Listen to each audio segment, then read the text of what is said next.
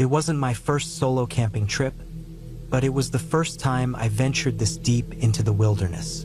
The whole idea was to get away from everything: work, people, noise, and the constant hum of my phone.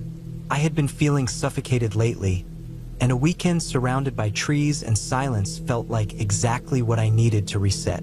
I packed light: a tent, a sleeping bag, basic cooking gear, and enough food and water for 3 days. The drive to the national forest took me about 4 hours, and by the time I pulled into the dirt lot at the trailhead, the sun was already starting its slow descent.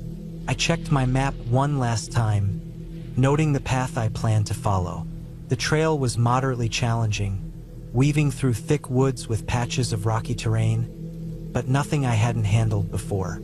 I locked my car, threw my backpack over my shoulders, and set off into the forest.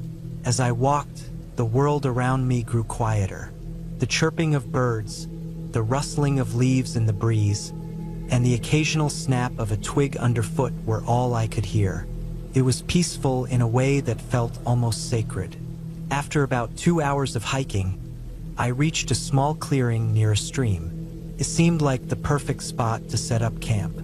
The ground was flat, the stream was close enough for washing up, and the trees formed a natural barrier, making it feel private and sheltered. I pitched my tent, gathered some firewood, and built a small fire just as the last light of day faded. Dinner was simple, just a can of soup heated over the flames. I sat by the fire, staring into the glowing embers, letting my thoughts drift. The forest felt alive around me, with the occasional hoot of an owl or the distant rustle of an animal moving through the underbrush. It was comforting, in a strange way, knowing that I was surrounded by life even though I couldn't see it. By the time I crawled into my tent, the night was pitch black. I zipped the flap shut, slipped into my sleeping bag, and turned off my headlamp. The darkness was absolute, and the only sounds were the gentle babble of the stream and the occasional crackle of the dying fire. I don't know what time it was when I woke up, but it was the sound that pulled me from my sleep. At first, I thought it was the wind, soft, rhythmic rustling. But as I lay there, ears straining, I realized it wasn't random like the wind. It was deliberate, like something was moving just outside my tent. I held my breath, trying to make sense of it. Maybe it was a deer or a raccoon. Both were common in these woods, and neither posed any real threat. But the longer I listened, the harder it was to convince myself that it was an animal. The footsteps, because that's what they were too heavy for a raccoon and too slow for a deer. I reached for my flashlight, hands shaking. The zipper on my tent flap sounded deafeningly loud as I slowly pulled it down, inch by inch. When I finally opened it enough to peek out, I shone my light into the trees. Nothing, just the trunks of pine trees and the underbrush swaying gently in the breeze. I scanned the area, my heart pounding, but there was no sign of movement. I told myself it was nothing, just my imagination playing tricks on me. Still, I couldn't shake the feeling of being watched. I zipped the tent back up, but sleep didn't come easily after that. The next morning, everything felt normal again. Sunlight filtered through the trees, and the forest was alive with the sounds of birds and insects. I told myself I'd been silly to get so worked up. Animals move around at night, it's just part of camping. I decided to explore the area a bit, leaving my heavier gear at the campsite. I followed the stream upstream for a while, enjoying the fresh air and the sense of freedom that came with being completely alone. The woods were beautiful, and I found myself relaxing again, the unease of the night before fading away. But as I made my way back to camp, I noticed something that made my stomach drop. The fire pit I had built the night before was disturbed. The rocks I had carefully arranged in a circle were scattered, and the ashes had been dug through. It wasn't the work of an animal, it looked too intentional. I checked the rest of the campsite, but nothing else seemed out of place. My food was still secured in the bear canister, my tent was untouched, and my backpack was exactly where I'd left it. Still, the sight of the disturbed fire pit left me feeling uneasy. That night, I couldn't relax. I sat by the fire, staring into the darkness beyond the glow of the flames, listening for any sound out of the ordinary. The forest felt different, quieter, heavier, like it was holding its breath. When I finally crawled into my tent, I kept my flashlight within arm's reach. The sound came again sometime in the early hours of the morning. This time it was closer, and it wasn't just footsteps. There was a low, almost guttural noise, like a deep exhale or a growl. I froze, every muscle in my body tensed.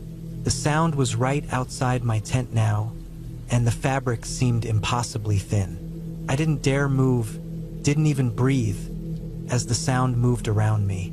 And then it stopped. I don't know how long I lay there, paralyzed with fear, but eventually, the first light of dawn began to seep through the trees.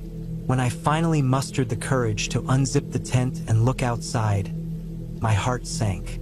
There were tracks in the dirt, bare footprints, but they were wrong. The toes were elongated, almost claw-like, and the size was somewhere between a human and a bear. I didn't wait to investigate further. I packed up my gear as quickly as I could, my hands shaking the entire time. By the time the sun was fully up, I was already on the trail, moving as fast as I could without running. I don't know what I saw or heard that night, but I know it wasn't an animal, and it wasn't human either. When I finally reached my car and locked the doors behind me, I felt a wave of relief so intense I nearly cried. I drove away from that forest and haven't been back since. Looking back, I sometimes wonder if I imagined the whole thing, if my mind was just playing tricks on me in the isolation of the woods. But then I remember the tracks, the disturbed fire pit, and the sound of those footsteps circling my tent. Whatever it wasn't supposed to be there, and neither was I.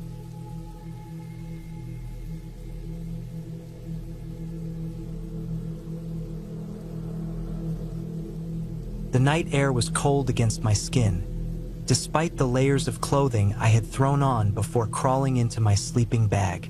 I wasn't used to camping alone. It was a spur-of-the-moment decision, an attempt to escape the noise of my daily life and reconnect with the silence of the woods. The campsite was isolated, just a clearing off a little-used trail. I liked that about it. No families, no loud groups of friends. Just me, the trees, and the stars. I had pitched my tent in a small flat area surrounded by pine trees. Their tall, shadowy forms loomed in the dark like silent sentinels. The campfire I'd built earlier had died down, leaving only glowing embers. I liked the quiet, but it was a different kind of quiet out here, the kind that makes you notice every rustle in the leaves, every snap of a twig. I told myself it was just small animals. Raccoons, maybe. Nothing to worry about. I wasn't sure what woke me up. Could have been a sound, or maybe the absence of it. I opened my eyes, trying to get my bearings. The tent was pitch black except for the faint, bluish glow of the moonlight filtering through the thin fabric. My heart was beating harder than it should have been. I didn't know why. I strained my ears, but all I could hear was the faint rustling of wind through the trees. I unzipped the sleeping bag slightly, letting the cold air hit my face. My breath was visible in the faint moonlight, puffing out in quick, nervous clouds. I told myself it was nothing. My imagination was just running wild, as it always did when I was alone. Still, I couldn't shake the feeling that something was wrong. The woods outside were too quiet. I hadn't realized it before, but the usual sounds of the forest, crickets, the occasional hoot of an owl, even the rustling of leaves were absent. The silence felt heavy, oppressive, as if the forest itself was holding its breath. I tried to convince myself that it was just because of the cold. Maybe the animals were huddled somewhere, trying to keep warm. But the unease gnawed at me. I lay there for what felt like hours, staring at the ceiling of the tent, listening to nothing. My mind kept circling back to the silence. I didn't hear anything moving outside, not even the wind anymore. It was unnatural. Against my better judgment, I reached for the flashlight I'd left by my sleeping bag and clicked it on. The beam of light was harsh in the darkness, and it illuminated the inside of the tent with a pale, sterile glow. I held my breath, listening again. Nothing, just the hum of my own nervous thoughts. I debated with myself for a while. Should I unzip the tent and take a look outside? Or should I just try to go back to sleep and ignore the unease? Finally, I decided that I wouldn't be able to sleep unless I convinced myself there was nothing out there. Slowly, I reached for the zipper of the tent. It made a loud, metallic sound as I pulled it down, and I winced at how it seemed to cut through the silence. The cold night air rushed in, biting at my exposed face and hands. I shone the flashlight outside, sweeping it across the clearing. At first, I didn't see anything, just the dark shapes of trees and the faint outline of my extinguished fire pit. I exhaled, feeling slightly foolish for getting so worked up. But then I saw it, just a few feet from the entrance of my tent. Lying in the dirt was a fox. It wasn't moving. Its body was sprawled unnaturally, one leg twisted at an odd angle.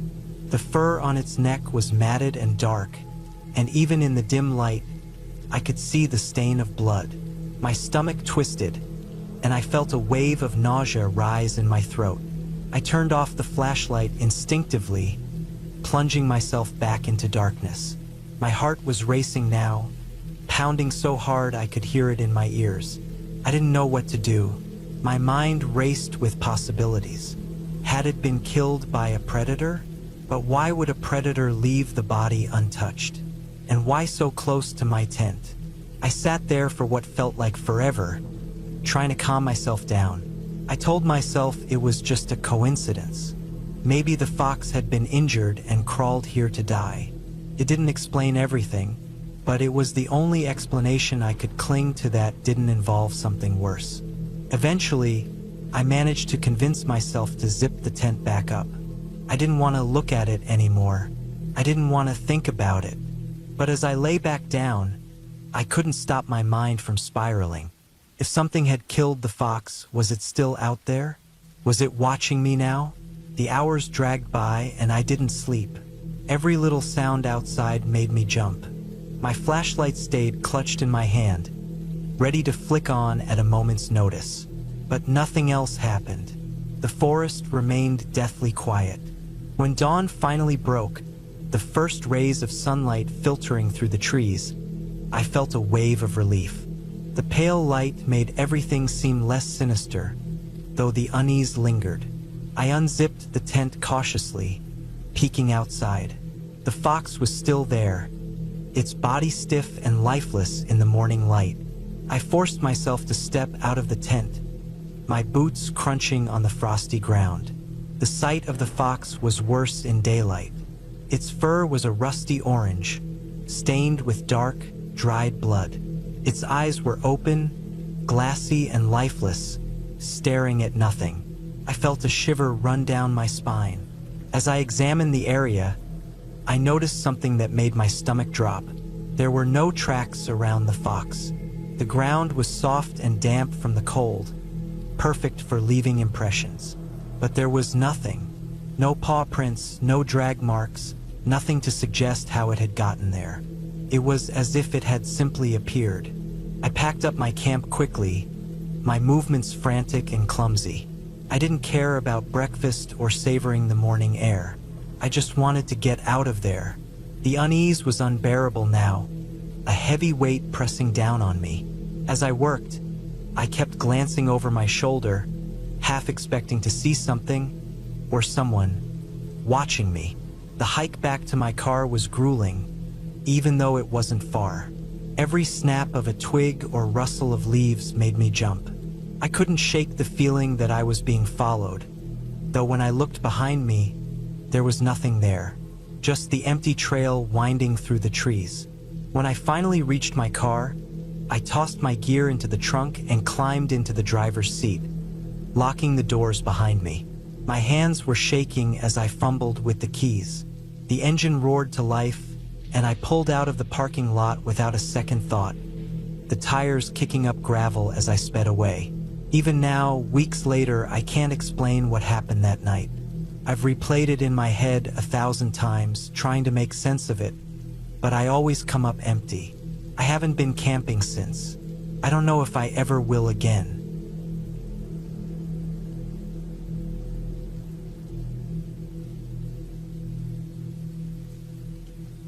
I had always loved the outdoors. Growing up, my dad would take me camping every summer, and even as an adult, I found solace in the woods. This time, I decided to go alone. Something about being alone in nature made me feel at peace. But this trip would be different. This trip would stay with me forever. It was mid-October, and the air carried the crispness of fall. The leaves were in full color, a mix of orange, yellow, and red that stretched for miles. I picked a spot near the Manistee National Forest in Michigan, a place known for its dense trees and secluded trails. It was perfect for a weekend of solitude. I packed everything carefully: my tent, sleeping bag, food, water, flashlight, a small survival kit, and my hunting knife. I even brought a small hatchet for chopping wood. The drive to the trailhead took about 3 hours, with winding roads and little cell service. By the time I arrived, the sun was beginning to set, casting long shadows across the forest floor. I parked my truck in the designated lot, slung my pack over my shoulders, and headed into the woods. The trail was well marked but empty. The crunch of leaves under my boots was the only sound for miles. I found a clearing about 2 miles in and decided it was the perfect spot to set up camp.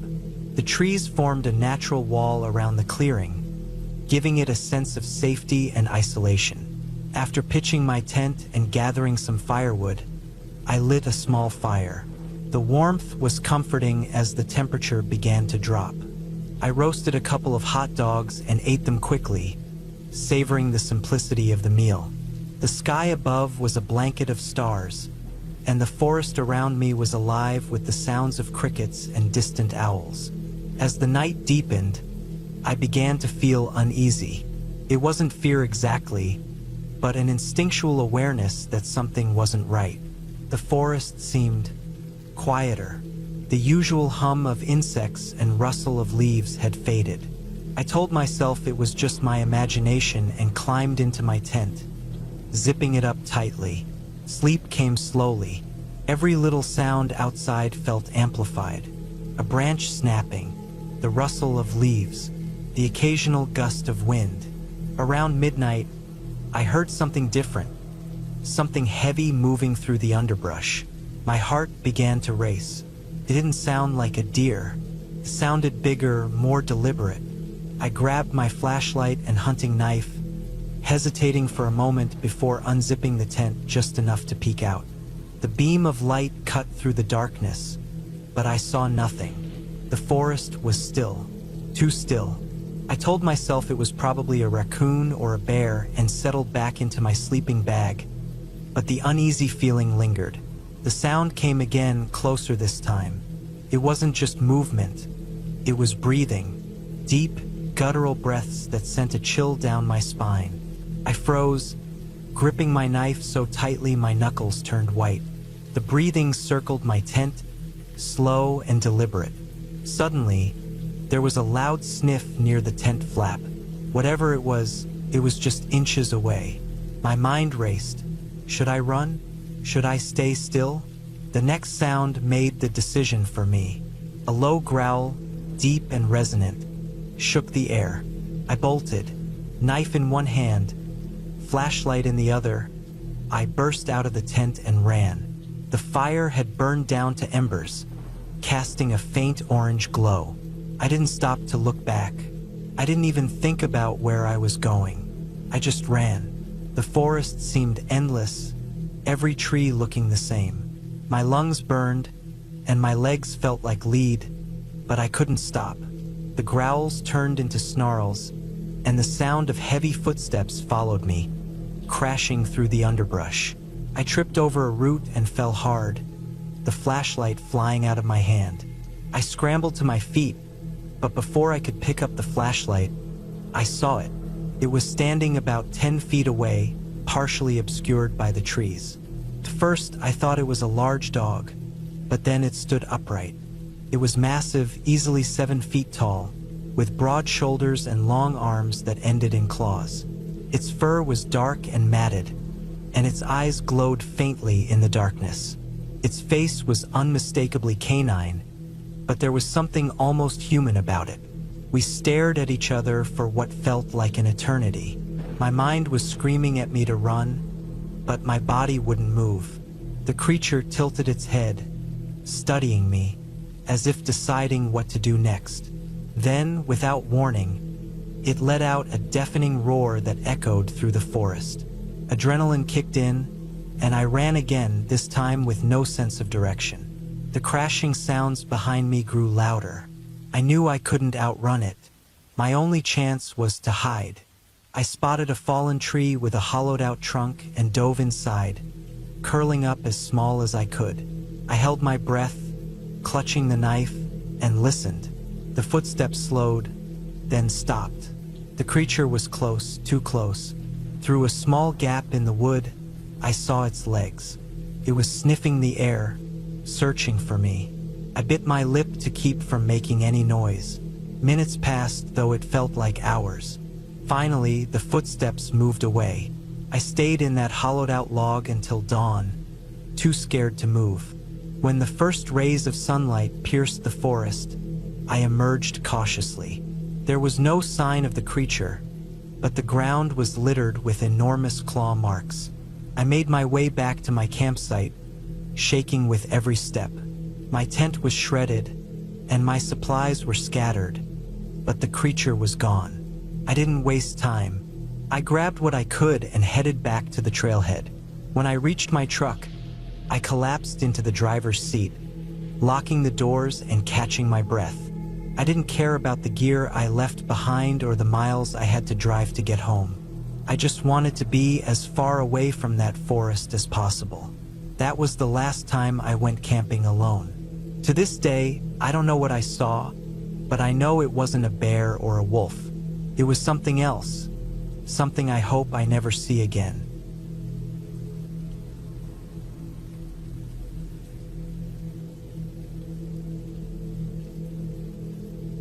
I never believed in the stories my grandparents told me about the old forests. They used to say the trees whispered at night, warning of things lurking beyond sight. I thought they were just tales to keep kids from wandering off too far.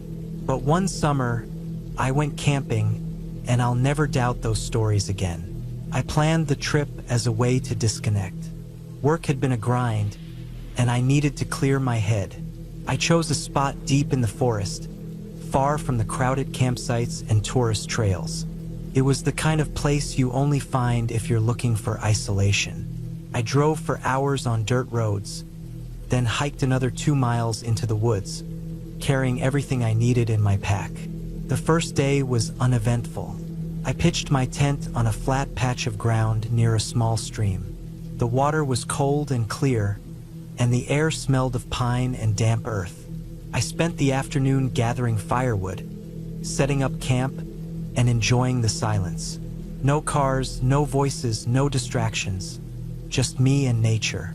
By nightfall, I was sitting by the fire, watching the flames dance, feeling more relaxed than I had in years. But as the fire burned low, the forest seemed to come alive. The chirping of crickets grew louder, and the occasional rustle of leaves made me glance over my shoulder. I told myself it was just small animals moving around. Deer, maybe. Raccoons. Nothing to worry about. Still, I couldn't shake the feeling that I was being watched. I tried to ignore it and went to bed early, thinking the unease was just my mind playing tricks on me. My tent felt flimsy as I zipped it closed, the thin fabric offering little comfort against the vastness of the wilderness.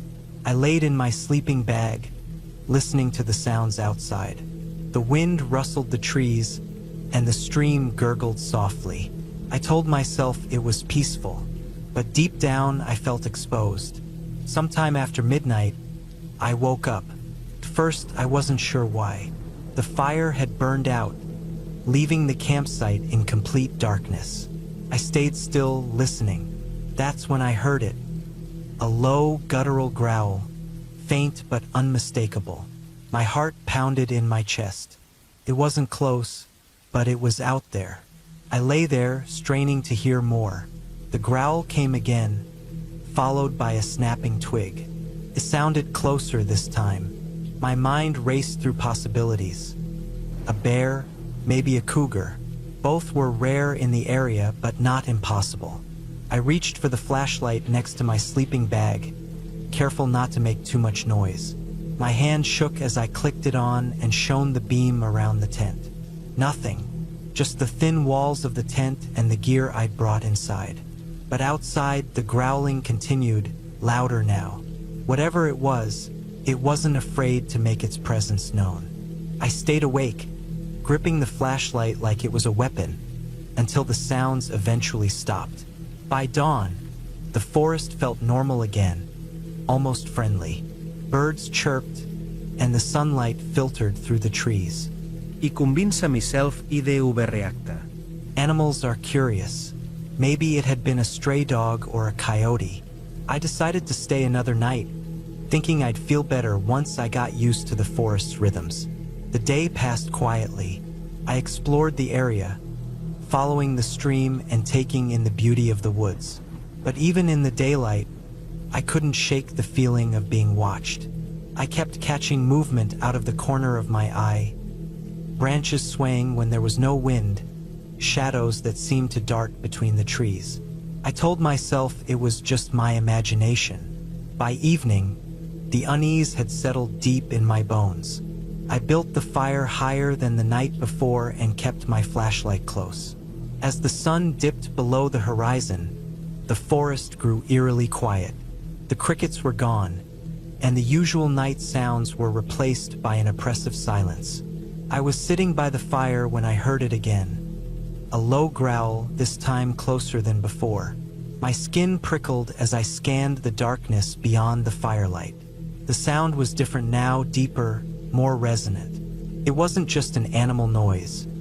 It carried an almost unnatural quality, something that made my instincts scream to run. Then came the footsteps, slow, deliberate, crunching on dry leaves and snapping twigs. They circled the campsite, just beyond the reach of the firelight. I grabbed the hatchet I'd been using to split wood and stood with my back to the fire, turning in slow circles, trying to see whatever was out there. For a moment, everything went still. No growling, no footsteps, just silence. I thought maybe it had left, but then I saw it. Two glowing eyes reflecting the firelight, low to the ground, watching me from the darkness. They were too far apart to belong to any normal animal. I froze, gripping the hatchet so tightly my knuckles ached. The eyes moved closer, and a shape began to emerge from the shadows. It was massive, larger than any wolf I'd ever seen, with matted fur and a hunched posture. Its breath came in deep, ragged huffs, and its teeth glinted in the firelight. My mind struggled to make sense of what I was seeing. It wasn't just a wolf, it was something else, something wrong. I didn't wait to see what it would do. I threw the hatchet at it, not expecting to hit, but hoping to scare it off. The blade spun through the air and landed with a dull thud in the dirt. The creature didn't flinch. It growled again, a sound so deep I felt it in my chest, then stepped into the firelight. Its body was twisted, almost human in shape but covered in thick, dark fur. Its limbs were too long, its hands ending in claws instead of paws. And its face, God, its face, was a horrifying blend of man and beast, with sharp features and glowing yellow eyes that seemed to pierce right through me. I turned and ran. I didn't think, didn't plan, just bolted into the woods. Branches scratched my arms and face as I stumbled through the darkness, my flashlight bouncing wildly in my hand. I could hear it behind me, crashing through the underbrush, its growls growing louder. I don't know how long I ran. My lungs burned, and my legs felt like they would give out, but I didn't stop. Finally, I saw a rocky outcrop ahead, a narrow crevice that looked just big enough to squeeze into. I dove for it, wedging myself between the rocks and turning off the flashlight. I held my breath, praying it wouldn't find me. The creature reached the outcrop moments later. I could hear it sniffing, its claws scraping against the rocks. My heart felt like it was going to explode. I bit down on my sleeve to keep from making any noise. It stayed there for what felt like an eternity, growling and pacing, but eventually, it moved on. I didn't sleep that night. I stayed in the crevice until dawn, too terrified to move. When the sun finally rose, I crawled out and made my way back to the campsite, shaking with exhaustion. The fire was out, and my tent had been shredded. Deep claw marks scored the ground around the site. I didn't waste any time packing up. I left most of my gear behind, taking only the essentials and heading back to the trail as fast as I could. I didn't feel safe until I was back in my car, the forest behind me. Even now, I don't know what I saw that night. Maybe it was some kind of animal I'd never heard of, or maybe it was something else entirely. All I know is that I'll never go camping alone again. Some places aren't meant to be disturbed, and some things once seen can never be forgotten.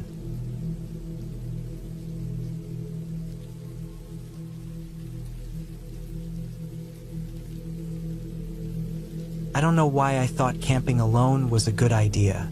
Maybe it was stubbornness, maybe pride, or maybe I just needed to prove something to myself.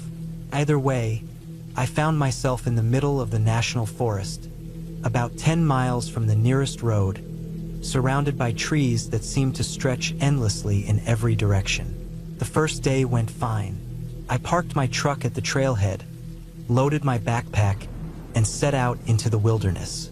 The air was crisp, and the sun filtered through the canopy above, dappling the forest floor in patches of light. It was peaceful, quiet, except for the occasional chirp of a bird or rustle of leaves. I set up camp by a small creek just before sunset. The water was clear and cold, and the sound of it rushing over rocks was soothing. My tent was pitched on a flat patch of ground not far from the water. I gathered some dry wood for a fire, made a quick meal of dehydrated food, and settled in for the night. The first odd thing happened around midnight. I woke up to a sound outside my tent. It wasn't loud, just a soft rustling, like something brushing against the fabric. I lay still, listening, my heart pounding. Could have been the wind or an animal, I told myself. I'd seen deer earlier in the day, and I knew raccoons were common in the area. Still, I felt uneasy. I unzipped the tent just enough to peek outside, my flashlight in hand. The beam of light swept over the trees, the creek, the fire pit, and the empty bag of trail mix I'd left by the tent. Nothing moved. I stayed awake for another hour, staring at the shadows outside the tent, but eventually, exhaustion won out and I fell back asleep. The next day, I hiked further into the forest, exploring the area. The trail was faint, barely more than a path worn into the underbrush, but it was marked by the occasional blaze on a tree trunk. I kept track of the landmarks: the twisted oak, the boulder shaped like a bear, the fallen log that crossed the trail, just in case I needed to find my way back without the markers. By late afternoon, the wind picked up and the temperature dropped. Clouds gathered overhead, dark and heavy, and I knew I needed to head back to camp before it started to rain. I moved quickly, retracing my steps as the light faded. When I got back, I noticed something was off. My fire pit had been disturbed. The rocks I'd arranged in a circle were scattered, and the ashes were cold. The empty trail mix bag was gone, and my tent flap was unzipped. At first, I thought maybe an animal had gotten into my camp, but then I saw the tracks. They were faint, but they didn't look like animal tracks. They were too large for that, and the shape was wrong. They almost looked human, but the toes were longer, and there were claw marks at the ends. A chill ran down my spine. I tried to rationalize it. Maybe someone else had been out here, some kind of barefoot hiker or something, but it didn't make sense. I was miles from the nearest road, and I hadn't seen another person since I left the trailhead. I decided to stay up that night, keeping the fire going and listening for any sounds. The wind howled through the trees, and the creek sounded louder than before, but I didn't hear anything unusual at first. Around midnight, I heard it, a low, guttural growl that sent shivers down my spine. It came from somewhere in the darkness beyond the firelight. My hand tightened around the handle of the hatchet I'd brought for splitting firewood. I shone my flashlight into the trees, but the beam only illuminated a few feet ahead. The growling stopped, but then I heard something else. Footsteps, slow and deliberate, crunching through the underbrush. They circled my camp, moving just beyond the edge of the light. I couldn't see anything, but I could feel it watching me. My heart was pounding so hard I thought it might burst. And then I saw it. It stepped into the firelight, just for a moment, but that moment was enough. It was tall, maybe 7 feet, with a gaunt, twisted frame. Its skin was pale and stretched tight over its bones, and its eyes glowed faintly in the light of the fire. It looked almost human, but not quite. I froze, unable to move or even breathe. The creature tilted its head, studying me, and I could see its mouth was full of sharp, yellowed teeth. Then it backed away, disappearing into the darkness as quickly as it had appeared. I didn't sleep that night. I kept the fire going and sat with my hatchet in hand, listening to every sound. The footsteps didn't return, but I could feel its presence out there, watching, waiting. As soon as the first light of dawn broke through the trees, I packed up my gear and left. I didn't even bother to eat breakfast. I just wanted to get out of there. The hike back to the trailhead felt like it took forever. Every rustle of leaves, every snap of a twig, made my heart race. I kept glancing over my shoulder, half expecting to see the creature following me. When I finally reached my truck, I threw my gear in the back, jumped in the driver's seat, and locked the doors. The engine roared to life, and I sped down the dirt road, not caring about the bumps or ruts. It wasn't until I was miles away, back on the highway, that I finally let myself breathe. I don't know what I saw that night. Maybe it was a skinwalker like the stories say. Maybe it was something else, something that doesn't have a name. I've told myself I'll never go back to that forest, never camp alone again. But sometimes, late at night, I find myself thinking about it. And sometimes, I wonder if it's still out there, watching, waiting for the next person foolish enough to venture into its territory.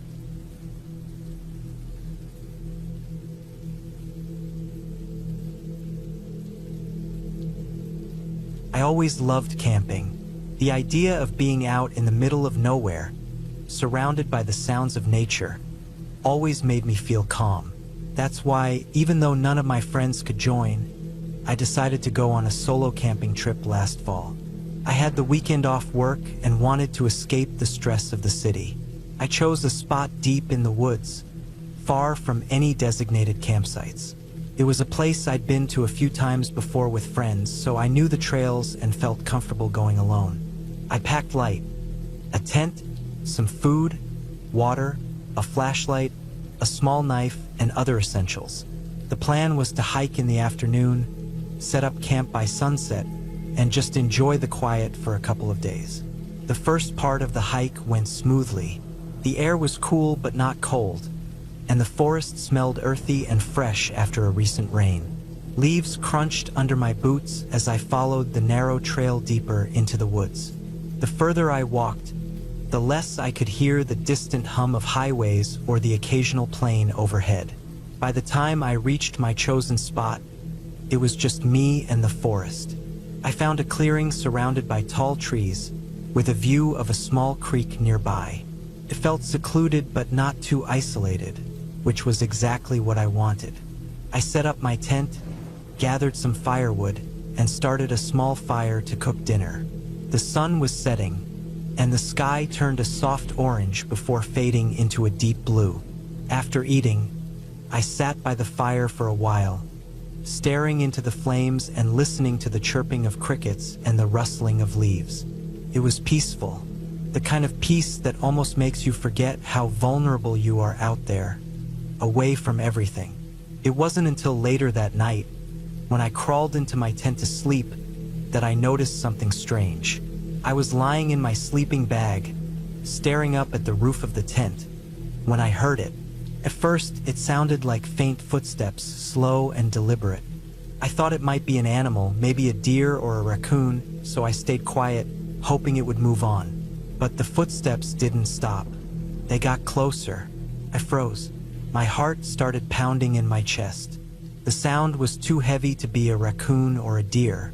It sounded human. I sat up slowly, careful not to make any noise. The footsteps circled my tent, crunching leaves and snapping twigs. They were slow and measured, like whoever or whatever was out there wasn't in a hurry. I reached for my flashlight and knife, gripping them tightly. The footsteps stopped. For a moment, there was complete silence. No crickets, no rustling leaves, nothing. Just the sound of my own breathing. I held my breath, waiting, listening. Then I heard it again, this time a deep, guttural growl. It wasn't like anything I'd ever heard before. It wasn't the growl of a bear or a cougar. It was low and rumbling, almost like a snarl, but deeper. My hands were shaking as I unzipped the tent just enough to peek outside. The fire had burned down to embers, casting a faint orange glow across the clearing. At first, I didn't see anything. Then, in the dim light, I noticed movement at the edge of the trees. Something was standing there, partially hidden by the shadows.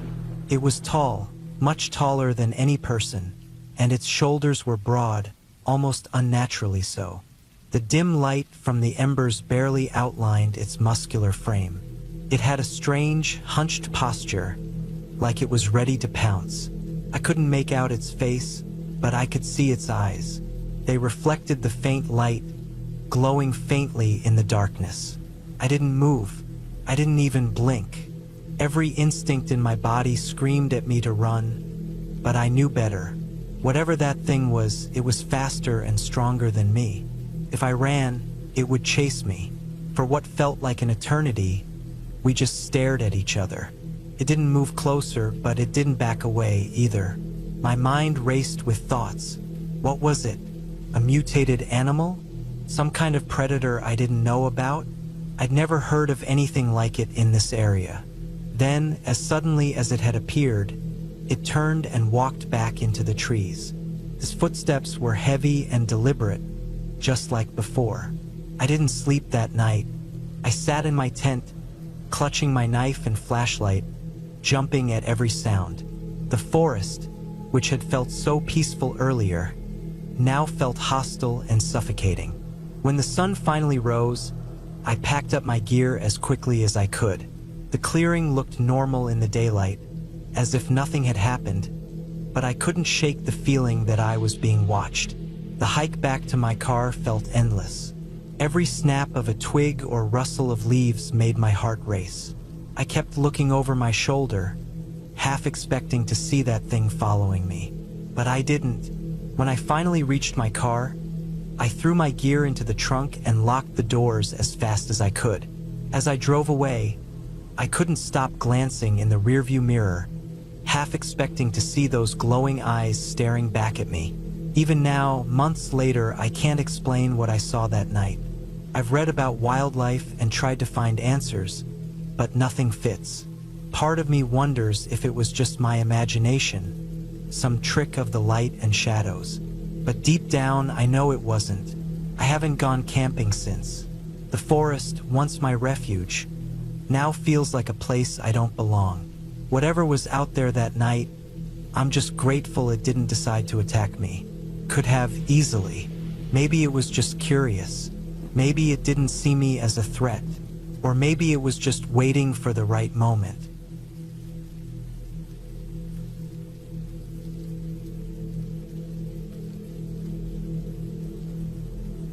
It started as a weekend trip to disconnect from the chaos of city life.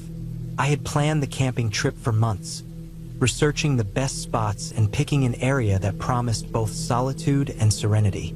The location was deep in the woods, miles away from any town or road. Perfect, I thought, just me, the trees, and the quiet. The drive there was uneventful. The road transitioned from smooth pavement to uneven gravel, and then to a dirt path barely wide enough for my car. I parked at the trailhead, hoisted my backpack, and began the hike to the clearing I had picked out. The trail was surrounded by towering pines, their branches swaying gently in the breeze. Birds chirped, and occasionally, the sound of a squirrel skittering up a tree broke the stillness. By the time I reached the clearing, the sun was starting to dip low in the sky. The spot was perfect, a small open patch surrounded by dense forest. I set up my tent at the edge of the clearing, facing the trees. It felt good to be alone, away from emails, notifications, and the hum of city life. After setting up camp, I built a small fire. I cooked dinner, just a simple meal of canned beans and a piece of bread. The fire crackled, casting flickering shadows around me. As darkness fell, the forest transformed. The daytime sounds of birds were replaced by the hum of insects and the occasional distant hoot of an owl. It was peaceful, almost hypnotic. I stayed up for a while, staring at the stars. Without city lights to drown them out, they were brighter than I'd ever seen. Eventually, the chill of the night seeped through my jacket, and I decided to call it a night.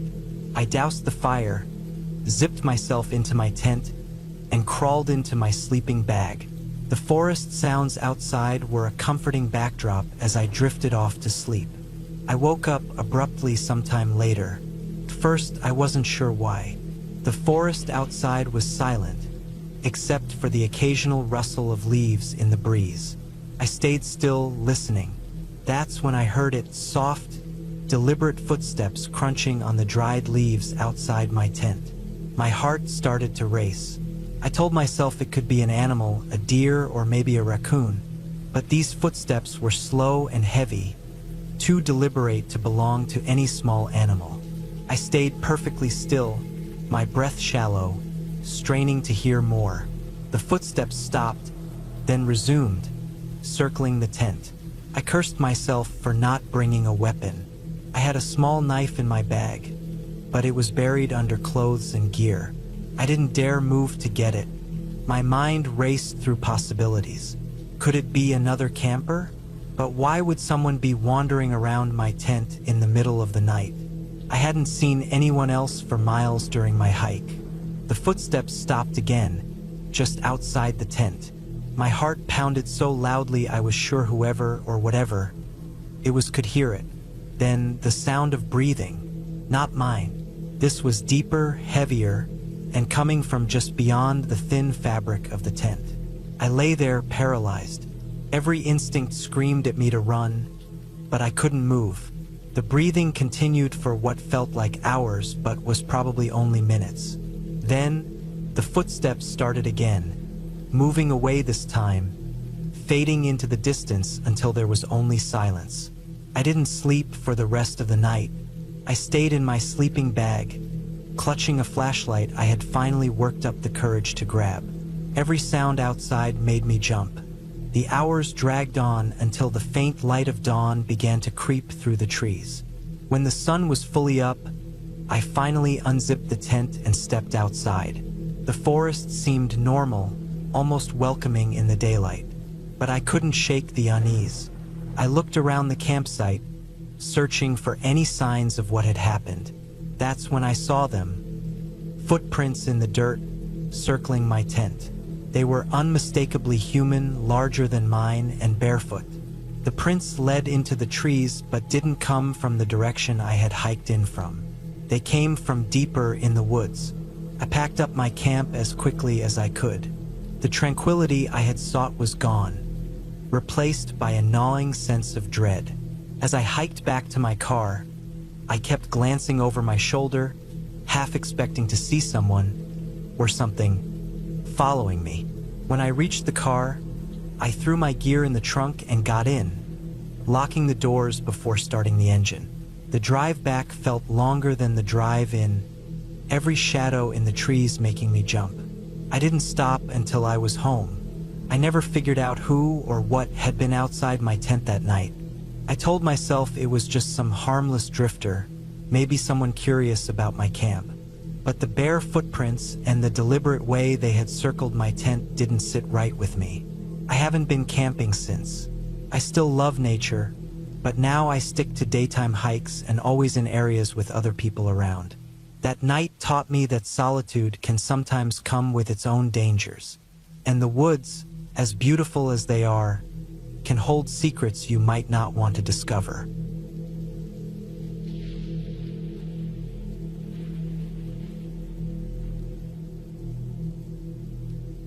The night was colder than I had expected. My sleeping bag, which was supposed to be rated for these temperatures, wasn't doing much to keep the chill from creeping into my bones. I shifted inside the small tent, adjusting my position to find some semblance of comfort. The forest around me was eerily quiet, save for the occasional rustle of leaves or the faint hoot of an owl in the distance. I had picked this spot because it was supposed to be secluded, a place to get away, clear my head, and enjoy a slice of solitude. The fire I'd built earlier had long since burned out, leaving nothing but a faint glow of embers. I could smell the faint trace of smoke lingering in the air. It was comforting in a way, but it also reminded me how isolated I was. The nearest road was miles away, and I hadn't seen another person since I'd parked my car at the trailhead that morning. That's what I had wanted, at least that's what I told myself. I lay there, staring at the ceiling of my tent. My flashlight was off to conserve batteries, and the darkness pressed in around me. My ears strained to catch any sounds from outside, but the stillness was oppressive. I tried to convince myself it was peaceful, but there was something unnerving about it, too. When you're out in the middle of nowhere, every little sound feels amplified. Even the creak of a tree branch bending in the wind can make your heart race. It must have been close to midnight when I finally started drifting off. My thoughts slowed, and the tension in my body began to release. Sleep was coming, and I welcomed it. But then, just as I was on the edge of consciousness, I heard it. A sound so faint I almost thought I was imagining it. A soft, deliberate noise. The zipper. First I froze, unsure if I'd heard correctly. But then it came again, clearer this time. The unmistakable sound of my tent's zipper being tugged, slowly, almost cautiously. My heart hammered in my chest. My body stiffened. It wasn't the wind. It wasn't some random animal brushing against the fabric. This was deliberate. Someone was outside my tent. I didn't dare move. My mind raced through the possibilities. Who could it be? Why were they here? I hadn't seen anyone all day, and I was far from any established campsite. The thought of calling out crossed my mind, but something stopped me. If this person or people had bad intentions, announcing my presence might make things worse. The zipper stopped, leaving it partially open, maybe an inch or two. I could feel the cold air seeping in. I strained my ears, trying to catch any sound of movement outside. Was someone crouched there, listening for me, waiting for me to react? My breathing was shallow and quiet. My eyes darted to the corner of the tent where I'd left my small camping knife. It wasn't much, but it was the only thing I had that could serve as a weapon. I reached for it slowly, every movement deliberate and silent. My hand closed around the handle, and I gripped it tightly. My palms were sweating despite the cold. The silence outside dragged on, stretching into what felt like an eternity. Whoever was out there wasn't making any noise. Were they still there, or had they moved on? I debated what to do. Part of me wanted to throw open the tent and confront whatever was out there, but fear kept me rooted in place. What if there was more than one person? What if they were armed? I tried to focus, to listen for any sign of movement, but all I could hear was the pounding of my own heart. Then, another sound. Footsteps, faint but deliberate, moving away from the tent. I couldn't tell how many there were, but it sounded like more than one person. My muscles ached from the tension, but I didn't dare move until the sound had completely faded into the distance. Even then, I waited, knife in hand, straining to hear any indication that they might return. Minutes passed, maybe hours. I had no way of knowing. The forest was deathly silent again, and I was left with nothing but my thoughts and the lingering fear of what had just happened. I wanted to leave, to pack up my things and get as far away from this place as possible, but the idea of stepping out into the dark, exposing myself, was terrifying. What if they were waiting just beyond the tree line, watching? Eventually, exhaustion began to take over. My adrenaline had burned out, leaving me drained and shaky.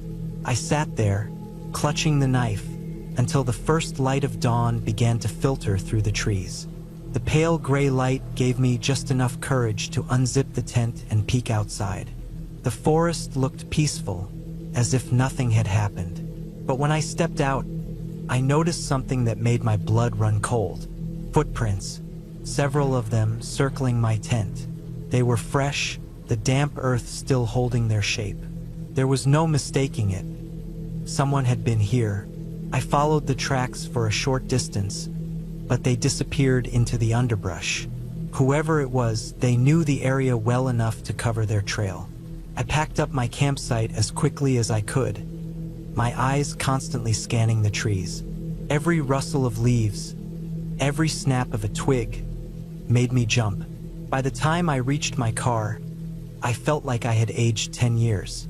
My hands were trembling as I unlocked the door and threw my gear into the back seat. As I drove away, I couldn't shake the feeling of being watched. Every shadow, every movement in my peripheral vision felt like a threat. It wasn't until I was miles down the road, back in the safety of civilization, that I started to breathe normally again. I still don't know who was out there that night or what they wanted. Maybe it was just some hikers who stumbled across my tent and decided to mess with me. Maybe it was something more sinister. All I know is that I've never felt fear like that before, and I don't think I ever want to go camping alone again.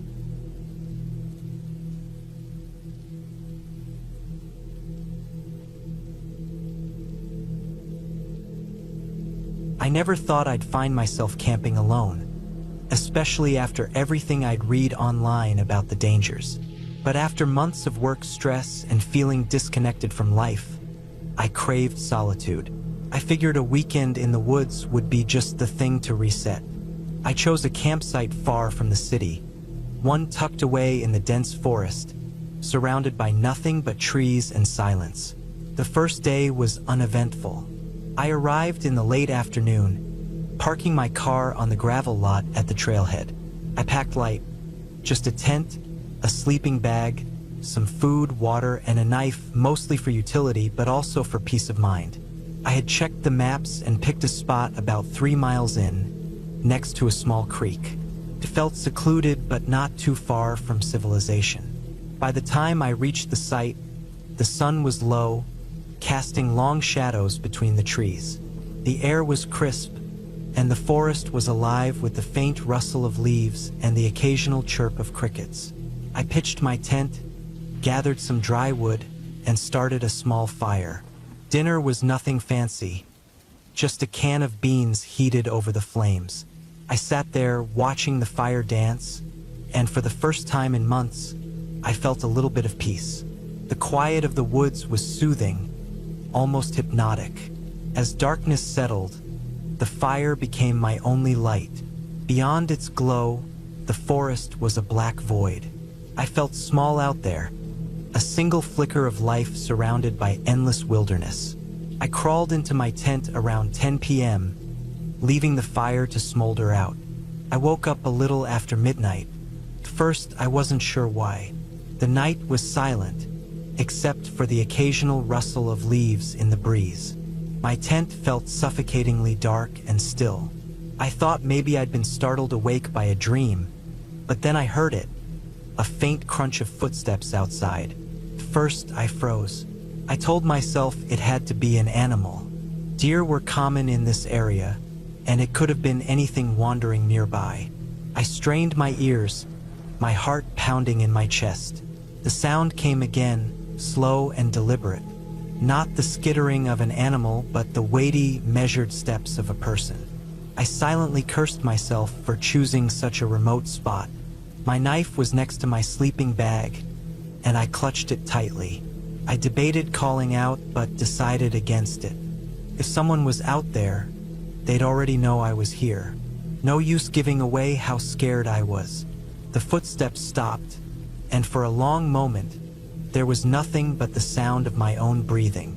Then, the faint crunching resumed, moving closer to the tent. My mind raced. Maybe it was another camper who had lost their way. But why would they be walking so slowly, circling my campsite in the middle of the night? I didn't move. I didn't make a sound. I lay there, knife in hand, waiting. The footsteps circled my tent twice, then stopped. Minutes passed. I didn't dare look out, afraid of what I might see. Eventually, the sound of movement faded, and the forest was silent once more. I stayed awake the rest of the night, every nerve on edge. When dawn finally broke, I emerged from my tent, my eyes scanning the area. The fire was nothing but ashes, and everything else seemed untouched. But then I noticed the footprints, clear marks in the dirt around my tent. They were human, no doubt about it. I tried to rationalize it. Maybe it was a ranger or another camper who didn't want to disturb me. But deep down, I didn't believe that. I packed up my gear, deciding to cut the trip short. The idea of staying another night out here made my skin crawl. As I made my way back to the trailhead, I couldn't shake the feeling of being watched. Every snap of a twig made me jump, and I constantly looked over my shoulder. The woods, which had felt so peaceful the day before, now seemed menacing. When I finally reached my car, I breathed a sigh of relief. I threw my gear in the trunk and got in, locking the doors immediately. I started the engine and pulled out onto the narrow dirt road. About a mile down the road, I saw something that made my stomach drop. Parked on the shoulder was an old, beat-up truck that hadn't been there before. The hood was dented, and the windows were so dirty they were almost opaque. As I drove past, I glanced at it, and that's when I saw him. A man sitting in the driver's seat, staring straight ahead. He didn't look at me as I passed, but something about him made my skin crawl. His face was blank, his hands resting on the wheel as if he'd been sitting there for hours. I kept driving, my hands gripping the steering wheel tightly. I thought about calling the authorities when I got back to town, but what would I say? That someone walked around my tent at night? That I saw a creepy guy in a truck? None of it felt like enough to warrant a report. For weeks after, I couldn't shake the memory of that night. I stopped camping, stopped going into the woods at all. Even now, years later, I still think about those footprints and that old truck. I'll never know who he was or what he wanted, but I'm certain of one thing: I'll never camp alone again.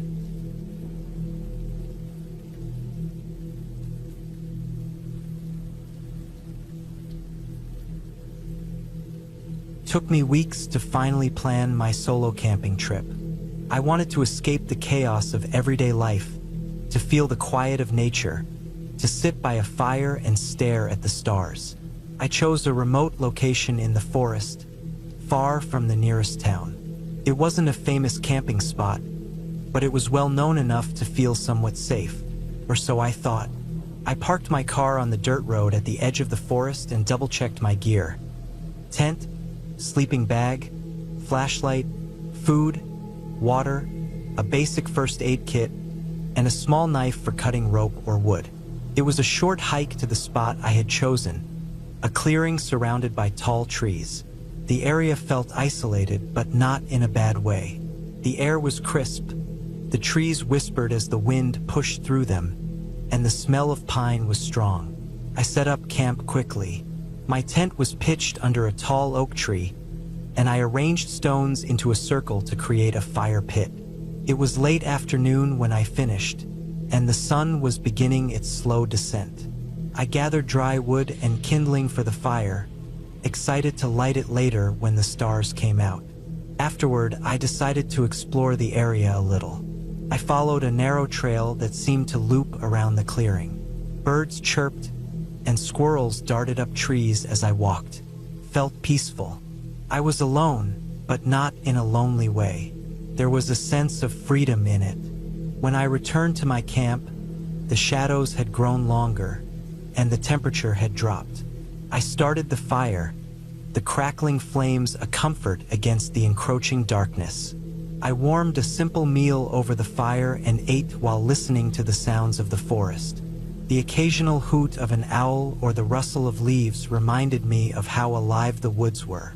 It wasn't until later, when the fire had burned down to glowing embers, that I first felt uneasy.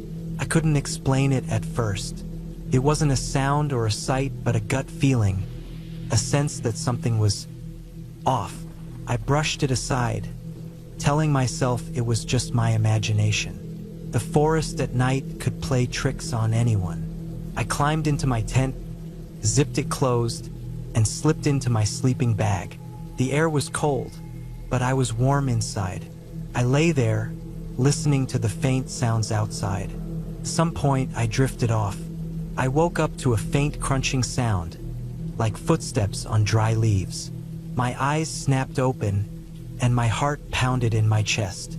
I lay completely still, listening. The sound was faint, but it was there, moving slowly around the clearing.